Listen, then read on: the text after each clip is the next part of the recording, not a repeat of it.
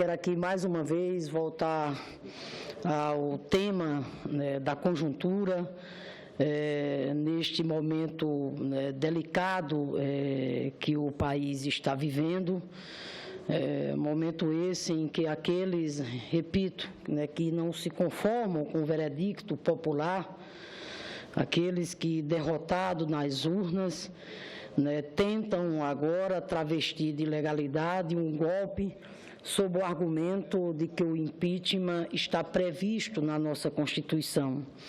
A todo momento, senhor presidente, a gente vê o esforço da mídia tradicional quando coloca, inclusive, no ar ministros do Supremo Tribunal Federal, como o presidente daquele tribunal, Ricardo Lewandowski, o ministro José Roberto Barroso, além de outros ilustres juristas, dizendo que impeachment não é golpe, pois tem previsão constitucional. Ora, isso é o óbvio, e, na verdade, ninguém está aqui discordando disso de maneira nenhuma. O que nós queremos deixar claro, no entanto, é que quando dizemos que o impeachment da presidenta Dilma é ilegal, não estamos falando da legalidade do instrumento em si, até porque, repito, o impeachment está previsto na Constituição. O que nós estamos discutindo aqui, senhor presidente, é o mérito do impeachment. O que acontece é que o instrumento constitucional, no nosso entendimento, está sendo irregularmente, está sendo indevidamente usado para tentar afastar uma presidenta que não é acusada até o presente momento de crime algum. Por isso que nós, mais uma vez, reafirmamos aqui o pedido de impeachment contra a presidenta Dilma, apesar de previsto na Constituição, ele é flagrantemente ilegal, porque não há comprovação de crime de responsabilidade direta por parte da presidenta. Ou seja, o fato do instrumento do impeachment está previsto em lei, não significa que possa ser aplicado a qualquer pessoa, em qualquer situação, sem que haja indícios de materialidade do crime. Aliás, aqui é importante também ressalvar que o processo, inclusive, de impeachment contra a presidenta Dilma não tem nada a ver, inclusive, com a operação na Lava Jato, até porque a presidenta Dilma não é alvo, né, de qualquer denúncia de corrupção. De que acusam a presidenta Dilma, então? Das chamadas pedaladas fiscais, que é um procedimento de gestão de orçamento público usado rotineiramente em todos os níveis de governo, federal, estadual e municipal. As chamadas pedaladas são mecanismos utilizados, inclusive no atual mandato, por 16 governadores estaduais, muitos da oposição, para garantir a execução de políticas públicas. Não se trata de crime de responsabilidade. Tinha jurisprudência, Itamar fez, FHC fez, Lula fez, e em todos os casos o TCU, inclusive, validou. Mas também se fala, né, se usa, né, como motivo no processo, no pedido de impeachment contra a presidenta Dilma, alegam, né, a chamada edição de decretos de abertura assinados pela presidenta e pelo vice-presidente Michel Temer.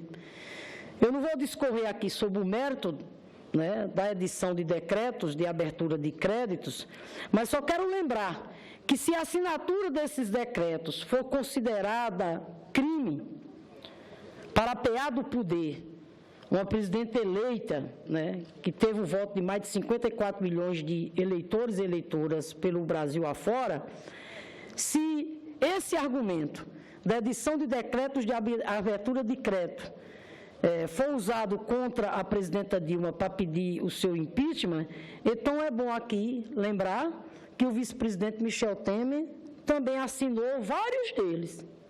Então, ele também teria que sofrer um processo de impeachment. Como lembrou o presidente do Supremo, em declaração ontem, golpe é palavra do mundo político. E é bom que a opinião pública esteja consciente que, ao contrário da presidenta Dilma, os políticos que farão seu julgamento político estão muitos deles sendo investigados, a começar pelo presidente da Câmara, que, enquanto trava, através de manobras regimentais, o seu próprio processo de impeachment, acelera o da presidenta Dilma. Além disso, dos 65 integrantes da comissão que trata do pedido de impeachment, ora instalada na Câmara dos Deputados, dos 65 integrantes daquela comissão, dos 65 parlamentares, pasmem os senhores e senhoras, mais da metade, portanto, 37 deles têm contas a acertar com a Justiça, na medida em que 37 dos 65 que compõem a comissão de impeachment na Câmara dos Deputados estão sendo acusados, estão sendo investigados por corrupção. Mas ainda, senhor presidente, o responsável pelo pedido de impeachment, o presidente da Câmara, esse já é réu, está respondendo já a vários inquéritos, acusado de ter recebido mais de 52 milhões de corrupção, desviado de recursos da Petrobras, está sendo acusado de ocultação de bens, de patrimônio, bem como também está sendo acusado de ser dono de depósitos milionários em contas secretas na Suíça e em outros paraísos fiscais. Isso é um escárnio, senhor presidente. Como é que, de repente, o atual presidente da Câmara, repito, o responsável pelo processo de impeachment, réu, respondendo a esse conjunto de crimes que está sendo atribuído a ele, de repente, repito, responde também a processo por quebra de decoro no Conselho de Ética daquela casa, tem se utilizado de manobras regimentais para protelar, para travar, para atrasar o seu processo de julgamento lá no Conselho de Ética, ao mesmo tempo em que acelera o processo de impeachment contra uma presidenta, repito, sob a qual, até o presente momento, não paira absolutamente nada que desabone a conduta ética daquela mulher. Isso é um escárnio. É um escárnio, daí porque a convicção que eu tenho, que o impeachment, além de se dar nessas circunstâncias, ou seja, o julgamento político sendo feito por boa parte, inclusive, desses políticos que estão respondendo a acusações de corrupção contra uma presidenta, repito, você pode dizer o que quiser dessa mulher, mas não pode aqui, de maneira nenhuma, acusá-la do ponto de vista da seriedade, do caráter, da ética e da honestidade dela. Então, um pedido de impeachment nessas circunstâncias, além do que, um pedido de impeachment, portanto, sem fundamento legal, na medida em que não há comprovação de crime de responsabilidade contra a presidenta, esse processo não tem outro nome a não ser golpe. Golpe, golpe. Não é golpe contra a presidenta Dilma, é golpe contra a democracia, é golpe contra exatamente o Brasil. Por isso, senhor presidente, que quero aqui dizer da nossa convicção de que esse processo de impeachment será derrotado, porque o Brasil não merece isso de maneira nenhuma. Mas quero ainda aqui, senhor presidente, acrescentar que não tenho dúvida de que muitos que apoiam esse impeachment travestido pretendem abafar a Lava Jato, que já tem políticos de vários partidos denunciados, inclusive do PMDB e do PSDB. Eles querem abafar as investigações que os envolvem e deixar toda a culpa para o PT. E pergunto, o que o país ganharia se esse golpe vingasse? Para responder, essa pergunta, faço minhas as palavras do jornalista Igor Fuser, doutor em Ciências Políticas pela USP e professor da Universidade Federal do ABC. Abre aspas, diz o professor Igor, o Brasil se tornaria um país conflagrado por culpa da irresponsabilidade e da ambição desmedida de meia dúzia de políticos incapazes de chegar ao poder pelo voto popular. Porque não se enganem, meus caros ouvintes, se este golpe se consumar, todas as propostas conservadoras derrotadas nas urnas de 2014, me refiro às propostas conservadoras que o candidato derrotado, Aécio, planejava colocar em prática se fosse eleito, seriam efetivadas, trazendo para o país mudanças muito diferentes do que querem os que hoje vão para a rua pedindo, inclusive, o impeachment da presidenta. Peço permissão aqui rapidamente, senhor presidente, para ler um trecho do artigo do professor Igor, que alerta justamente para esse retrocesso. Abre aspas, diz o professor Igor Fuser, da USP.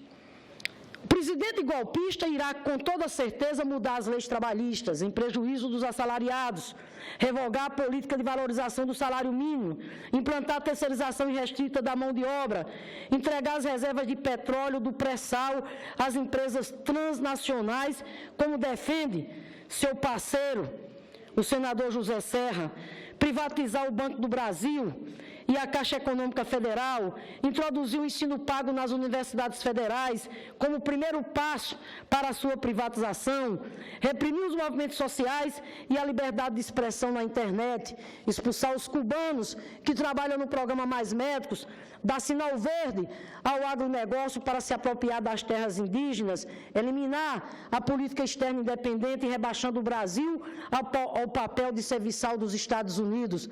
É isso. Muito mais do que o mandato da presidenta Dilma ou o futuro político de Lula, que está em jogo na batalha agora do impeachment. Diz ainda o professor Igor, é um engano supor que a economia irá melhorar depois de uma eventual mudança na presidência da República. Todos os fatores que conduziram o país à atual crise continuarão presentes com vários agravantes. A instabilidade política será a regra.